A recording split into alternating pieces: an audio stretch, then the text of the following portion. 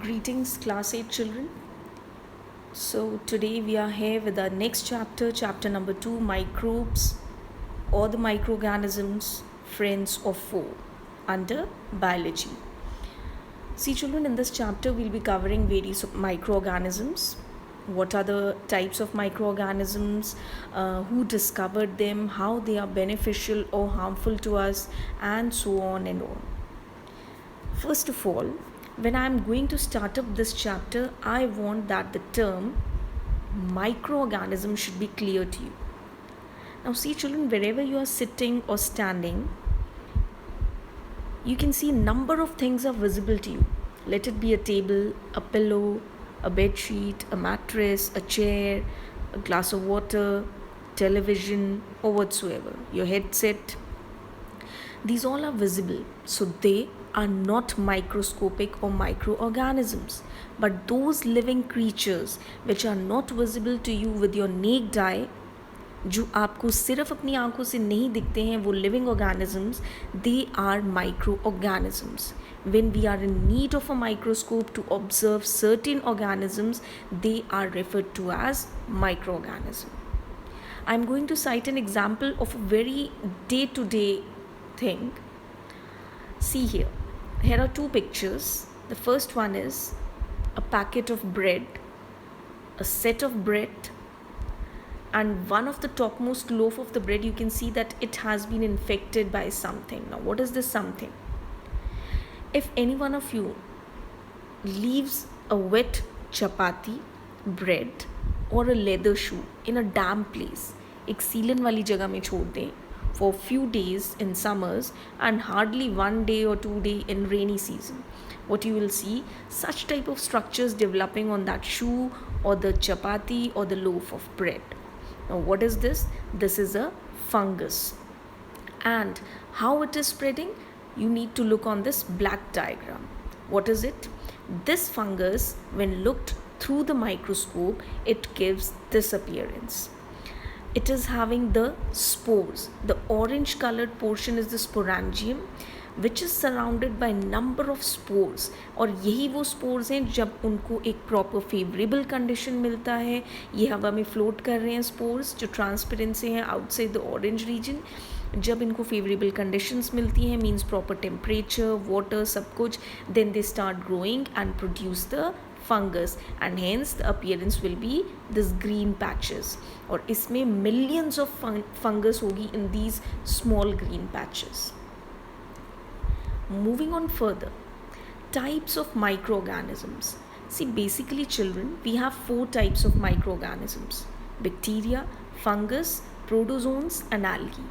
Bacteria, I think you all are aware, single-celled organisms which are beneficial as well as harmful to us. Fungus, it's a non-green type of organism which is again harmful and beneficial to us. Protozoans, they are again unicellular, means इनकी body single cell की है, but they are eukaryotic. Bacteria और protozoan में यही difference है. Bacteria and protozoans both are unicellular, but bacteria are prokaryotic, पुराने तरह के cells हैं. Protozoans are eukaryotic, इनमें थोड़ा सा modification है, ये नए तरह के cells हैं. And the 4th category is algae. इसमें वो बिल्कुल simplest plants आते. Now, one category is viruses, which is left out. Where to cover? The scientists are always in a question that where to include this virus. Now, what is the problem with the virus? See children, this virus is not surrounded by any membranes. Although इसके पास अपना genetic material है, कुछ proteins हैं, but it is not surrounded by the membranes. So, when it is present outside the body of a host, host is जिस पे ये attack करता है, अगर उस होस्ट की बॉडी के बाहर है, मतलब अभी हवा में है, तो it is almost dead. But once it enters the body of a healthy person, it will be active.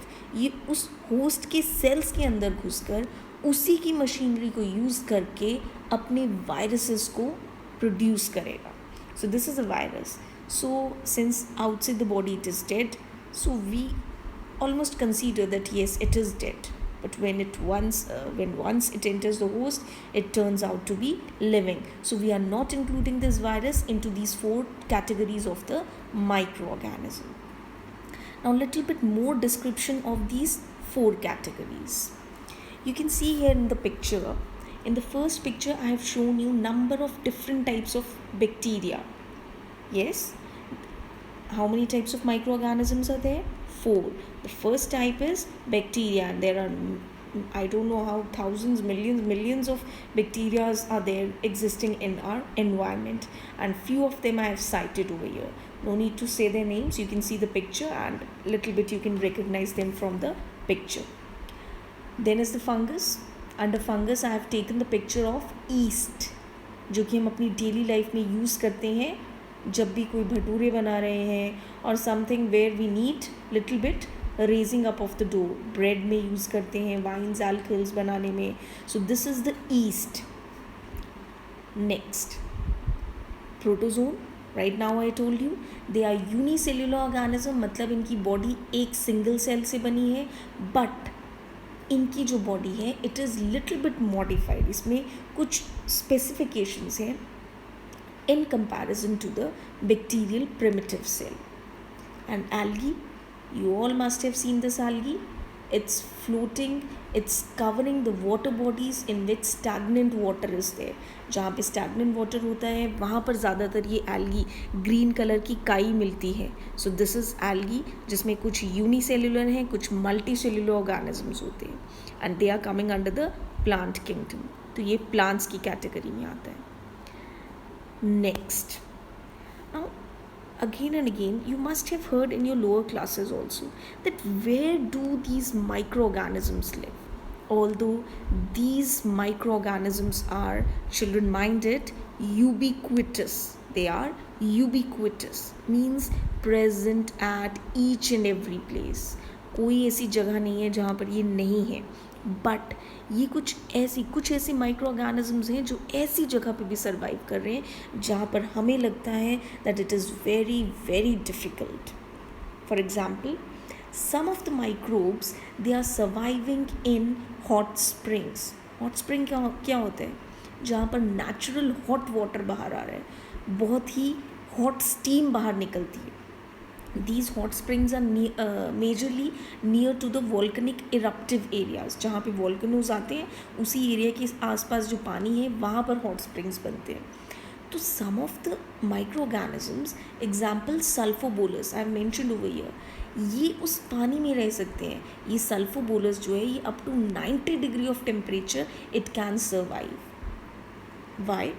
Because इसका जो DNA है उसके कुछ components ऐसे हैं which is cytosine and guanine, जो इतने ज़्यादा होते हैं जो कि इसको हाई टेम्परेचर से बचा देते हैं. Moving on further to the ice cold areas, बिल्कुल ठंडे इलाके जहाँ पर we humans can survive, animals can survive, but some of the micro organisms they are able to survive in these areas also. And what is it? It is Panagrolemus. Fine. It can grow up to minus 90 degree. Children, it's very very cool. It can grow up to the temperature minus 90 degrees Celsius. What is it? Panagrolemus. Here it is being depicted that microorganisms are found in deserts also. In the first picture, a person has picked up a huge colony of a microorganism in his hand. And in the second picture, I have shown here the swampy or the marshy lands. Thoda daldali sa ilaka. Here also some microorganisms are living. And microorganisms, they are also found on human body, plant body, everywhere. On the whole, what we can say, they are ubiquitous, means present everywhere like God. Proceeding further, we are going to discuss about friendly microorganisms. कि ये जो micro organisms हैं ये हमारे friend कैसे हैं, हमारे दोस्त कैसे हैं, हमारे डेली के काम में कैसे काम आते हैं, हमें कैसे हेल्प आउट करते हैं. Under this there are 6 categories, out of which 4 we are going to cover today. The first 4. What are these 6? Micro organisms are used in household products. हम थोड़ा देखेंगे कि हम अपने घर में कैसे यूज़ करते हैं इनको. Commercial use like in industries, medicines बनाने में again in pharmaceutical industries, vaccines again in pharmaceutical industries और the health departments. Soil fertility को इंक्रीज करने में एंड एनवायरनमेंट की क्लीनिंग करने में they are being used. The first category is household products. Household products में automatically food products की बात होगी. कुछ ऐसे खाने की चीज़ें हैं जिनमें हम इन माइक्रो ऑर्गेनिजम्स को यूज़ करते हैं. What are they? First, curd. You very well know, whenever your mama is preparing curd at home, she just uses 1.5 spoon of curd in a big vessel filled up with milk. This 1 spoon is acting as the starter or the inoculum, which is containing high number of bacteria called what? Lactobacillus. Lactobacillus bacteria या फिर lab, LAB lab भी बोलते हैं इसको, ठीक है. And this lactobacillus bacteria what it does, it partially digest the protein of milk. Milk जिन protein से बना है ये उसके स्ट्रक्चर को आधा सा तोड़ देता है और टूटने की वजह से वो उनके मैशेस बन जाते हैं. उन प्रोटीन्स के मैशेस गाढ़ापन आ जाता है, वो इकट्ठे इकट्ठे कोगुलेट से हो जाते हैं. That is why the curd is thicker than the milk. Next is चीज़.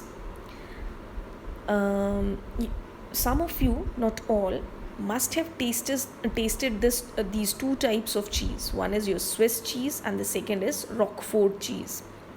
ये जो Swiss cheese है इसको स्पेशली कुछ बैक्टीरियाज के साथ रिएक्ट करवाया जाता है which do respiration, and उन respiration के वक्त जब वो CO2 रिलीज़ करते हैं that gets entrapped in this cheese and it forms these big holes in this cheese and it is very good in taste. And this is known as Swiss cheese. Roquefort cheese. ये जो चीज़ है ये fungus से बनता है. एक ऐसी fungus है जिसके साथ इस चीज़ को छोड़ दिया जाता है. वो जो फंगस जब इस चीज़ के ऊपर काफ़ी हद तक attack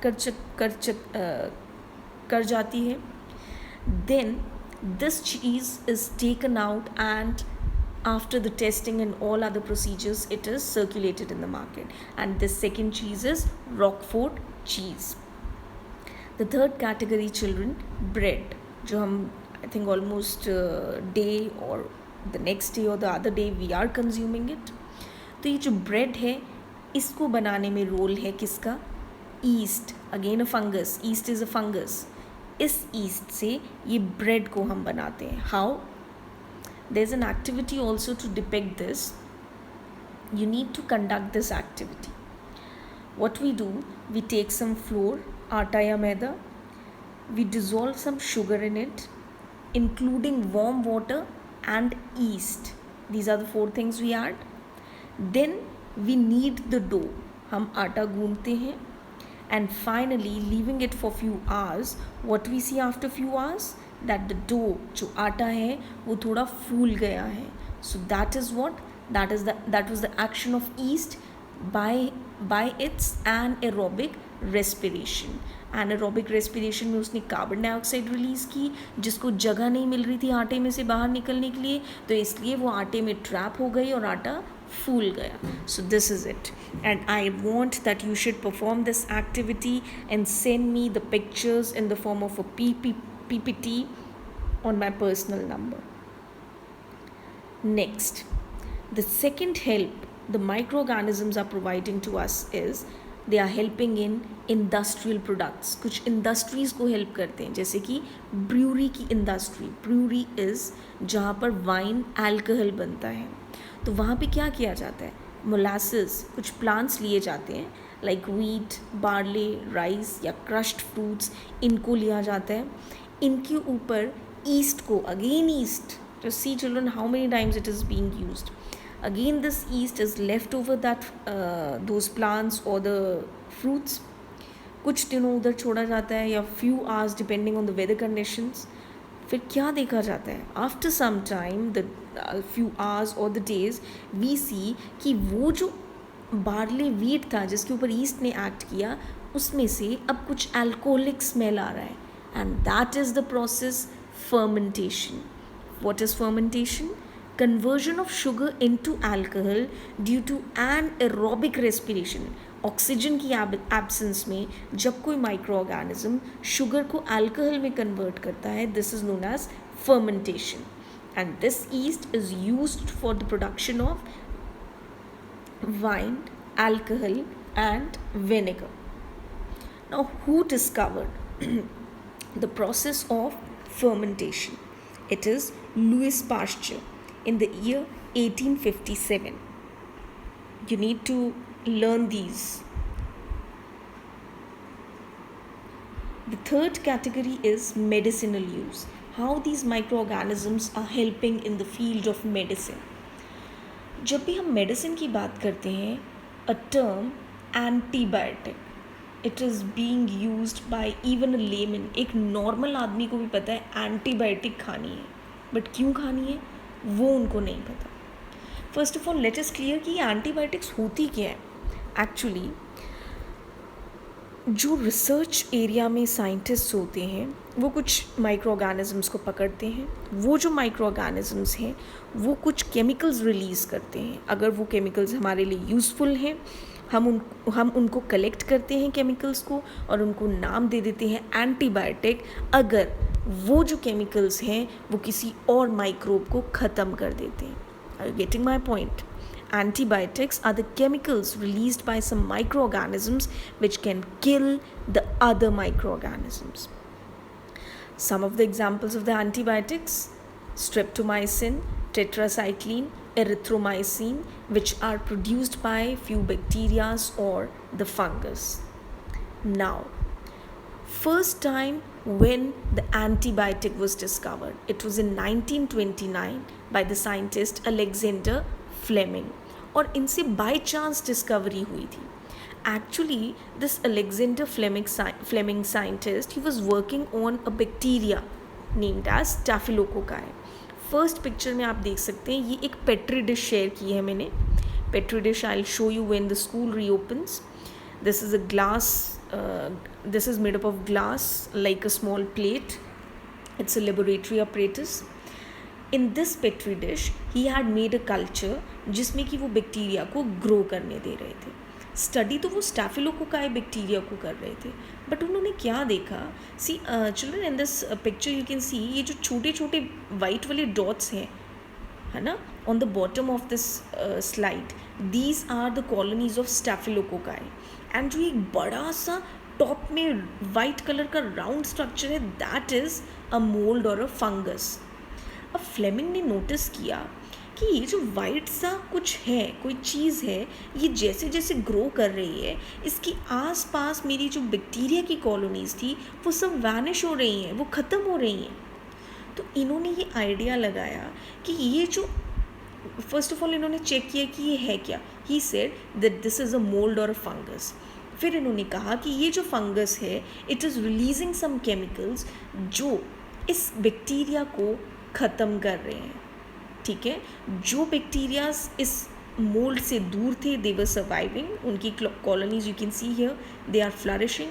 but the bacterias which were nearer to this mould, they were dying because this mould और the fungus was releasing some chemical which was named as an antibiotic by Alexander Fleming.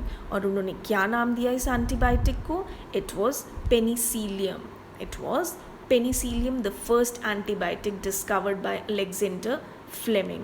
You need to learn all these scientists' name, their discoveries, their special work, and the year also.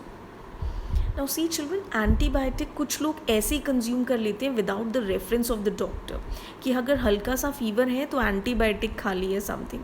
No, this should be totally prohibited because ये antibiotics का फ़ायदा भी है but they have their adverse effects also. It's always with the help of a doctor's advice we should consume these antibiotics. और अगर बहुत emergency है, ठीक है, like right now in this situation हमें consume करनी भी पड़ रही है, so we should complete its course, that is of 5 days. 5 days के लिए फिर उसका consumption होना चाहिए. क्यों? Because अगर वो low strength में रहेगा, आपने 1 or 2 days खाया, आपकी बॉडी में अब एंटीबायोटिक कम है, उसका नंबर कम है, तो आपकी बॉडी इस एंटीबायोटिक के अगेंस्ट कुछ फाइटर्स जनरेट कर लेगी कि इसको तो मैं ख़त्म कर दूंगा. ठीक है, तो अब वो एंटीबायोटिक तो ग्रो ही नहीं कर पाई ना, तो वो क्या प्रोटेक्ट करेगी आपकी बॉडी की असली उस प्रॉब्लम को जिसके लिए आपने खाई, बिकॉज वो खुद ही हार गई due to a low number. So this is an antibiotic. What? The chemicals released by some microorganisms to kill other microorganisms. And yes, आपने ये भी सुना होगा कि ये जो एंटीबायोटिक्स हैं they show no effect if you have cold. आपको ज़ुकाम है तो एंटीबायोटिक का कोई असर नहीं होता. Why? Because antibiotic always kills the bacterias but not the viruses. ठीक है, antibiotics kill the bacteria but not the viruses. And जो ये कोल्ड है, फ्लू है, it is always caused by a virus, by different species of virus. Next, vaccines. Now these two can be the confusing topics for you, but you need to read them again and again. Whenever we talk about the vaccines, children, तो आपको शायद याद आता होगा polio drops. आज भी उनके camps लगते हैं और छोटे बच्चे up to 5 years they go for those drops. Actually children, what are these vaccines? वो जो पोलियो के ड्रॉप्स हैं वो है क्या? सबसे पहले this should be clear to you कि जब भी कोई micro organism is attacking your body, तो आपकी बॉडी कोई ऐसे बैठी नहीं रहती है इंटरनली.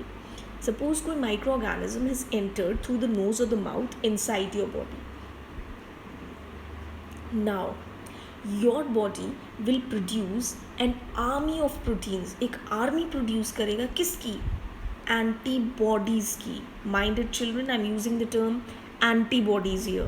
पहले एंटीबायोटिक यूज़ की मैंने और अब वैक्सीन्स में I am using the term antibodies. Antibodies वो सेल्स हैं which are produced in our body, जो हमारी बॉडी में प्रोड्यूस होते हैं whenever a foreign micro organism tries to enter our body. तो I hope this antibody term is clear.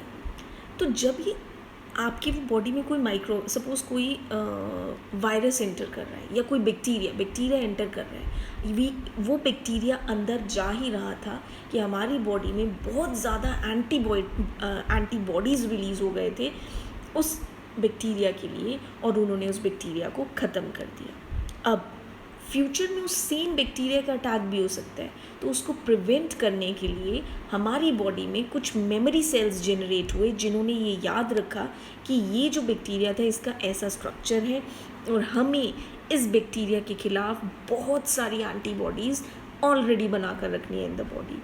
अब अगर उसी बैक्टीरिया का सेकेंड अटैक होता है आपकी बॉडी पे, second time it tries to enter, अब तो अगर पहली बार वो स्टमक तक एंटर कर गया था, वहाँ पे उसका डेथ हुआ, इस बार तो उसका डेथ माउथ या आपकी थ्रोट या वेंट पाइप या लंग्स जहाँ पे भी एंटर कर रहा है वो बिगनिंग में ही उसका डेथ हो जाएगा. Because our body is already prepared by what?